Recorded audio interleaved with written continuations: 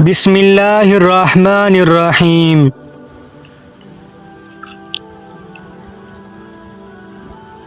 گزرے وقتوں کی بات ہے کہ کسی دور ملک پر ایک بادشاہ حکومت کرتا تھا۔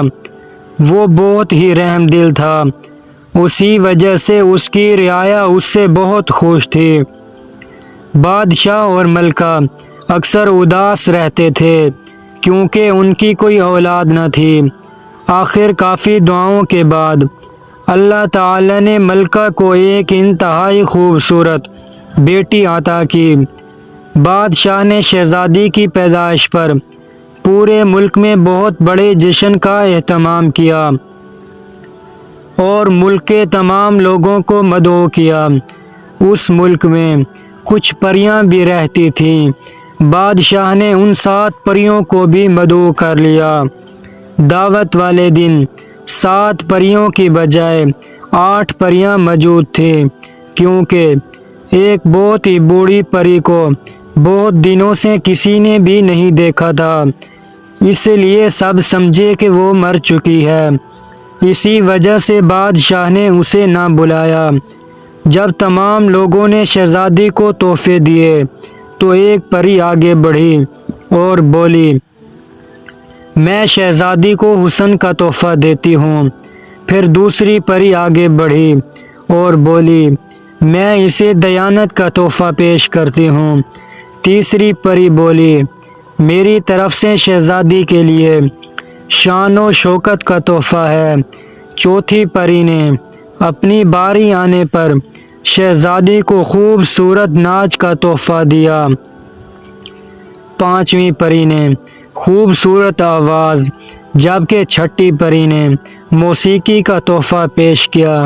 اس کے بعد 7ویں پری شہزادی کو تحفہ دیتی بوڑھی پری غصے کی حالت میں آگے بڑھی اور بولی، شہزادی کو چرخے کا تکلا چبھے گا اور وہ مر جائے گی۔ بادشاہ اور ملکہ یہ سن کر رونے لگے اور تمام رعایا غمگین ہو گئی۔ اتنی دیر میں 7ویں پری آگے آئی اور بولی، میری طرف سے یہ تحفہ ہے کہ شہزادی مرے گی نہیں بلکہ 100 سال کے لیے گہری نیند سو جائے گی اور 100 سال کے بعد ایک خوبصورت شہزادہ آ کر اس کو نیند سے بیدار کرے گا۔ بادشاہ نے اپنے ملک سے تمام چرخے ختم کروا دیے تاکہ شہزادی کو بچایا جا سکے۔ سال پل سال بیت گئے، یہاں تک کہ شہزادی 16 سال کی ہو گئی۔ اس دن شہزادی کی 16ویں سالگرہ کا جشن اپنے پورے عروج پر تھا۔ جب شہزادی محل کی چھت پر ہوا خوری کے لیے گئی، وہاں اس نے دیکھا کہ ایک بہت ضعیف عورت چرخہ کاٹ رہی تھی۔ شہزادی نے کیونکہ چرخہ کبھی نہیں دیکھا تھا، اس لیے حیرت سے تکنے لگی۔ بوڑھی عورت نے کہا، بیٹی یہاں آؤ، یہ لو، اسے خود چلا کر دیکھو۔ یہ سن کر شہزادی بوڑھی عورت کے پاس جا کر بیٹھ گئی اور جیسے ہی اس نے چرخے کو ہاتھ لگایا، اس کا تکلا شہزادی کی انگلی میں لگا اور وہ گہری نیند سو گئی۔ بادشاہ اور ملکہ کو اس واقعے کی خبر ہوئی تو دونوں بہت پریشان ہوئے۔ ملکہ کہنے لگی، اب ہم اپنی بیٹی کی بغیر کیا کریں گے؟ بادشاہ نے شہزادی کو اس کی خواب گاہ میں آرام دہ بستر پر لٹا دیا۔ ادھر جب 7ویں پری کو معلوم ہوا کہ شہزادی 100 سال کے لیے سو گئی ہے تو وہ سوچنے لگی، شہزادی جب نیند سے بیدار ہوگی تو اس زمانے میں اس کو کوئی بھی نہیں جانتا ہوگا۔ یہ سوچ کر اس نے پورے محل پر جادو کر دیا۔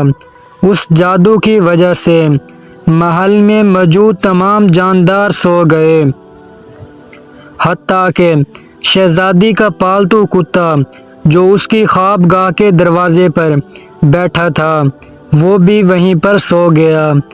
پری نے جادو کے ذریعے محل کے ارد گرد اونچی اونچی دیواریں بنا دیں اور ان دیواروں کے ساتھ لمبے لمبے درخت اور بیلیں اگا دیں تاکہ کوئی محل میں داخل نہ ہو سکے۔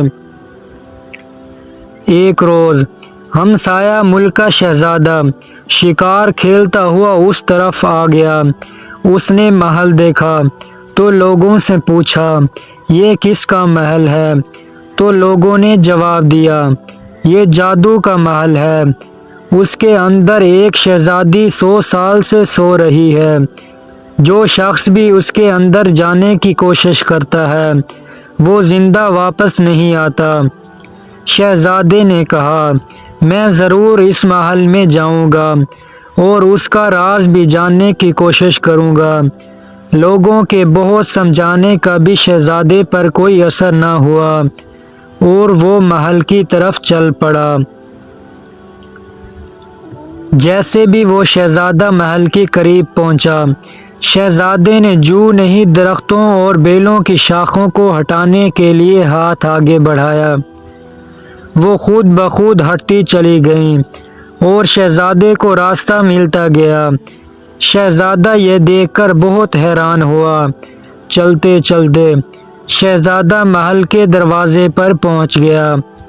اس نے ابھی دروازے پر ہاتھ رکھا ہی تھا تو دروازہ خود بخود کھل گیا۔ شہزادہ دروازے سے اندر داخل ہو گیا۔ شہزادے نے ابھی بات پوری